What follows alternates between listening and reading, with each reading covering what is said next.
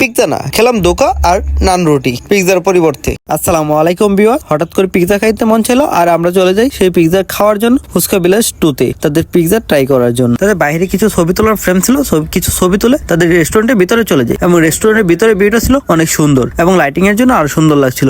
সম্পূর্ণ গোল্ডেন কালারের বাঁশের ফ্রেম করার জন্য আর উপর গোল্ডেন লাইটিং এর জন্য চতুর্দিকটা অনেক সুন্দর লাগছিল। তাদের রেস্টুরেন্টটা ছিল কোলাহল মুক্ত, বন্ধু বান্ধব নিয়ে এখানে অনেক ভালো ফ্রি টাইম কাটানো যাবে। আমরা এসেই তাদের বারবিকিউ পিৎজাটা অর্ডার দিয়ে দিই আর ওইদিকে কিছুক্ষণের মাঝেই আমাদের বারবিকিউ পিৎজার হাতে চলে আসে এবং এটা আমরা এখন ট্রাই করার পালা। পিৎজাটা হাতে নিয়ে প্রথম বাইটটা দেওয়ার সাথে সাথে ওটা ফিলটা যেন আমার কাছে কেমন একটা অন্যরকম টেস্ট লাগলো, তাই আমরা দ্বিতীয়বার আবার ট্রাই করি। দ্বিতীয়বার ট্রাই করাতে সম্পূর্ণ বুঝে যাই এটা যেন সস দিয়ে নান রুটি খাচ্ছি, কোনো রকম টেস্টই পাওয়া যাচ্ছে না। আমরা মূলত কিছু ব্লগারের ফুড রিভিউ দেখে তাদের পিৎজাটা ট্রাই করতে যাই, বাট তাদের ফুড রিভিউদের অনুযায়ী তাদের পিৎজার কোয়ালিটিতে এতটা খারাপ হবে কখনো চিন্তা করতে পারিনি।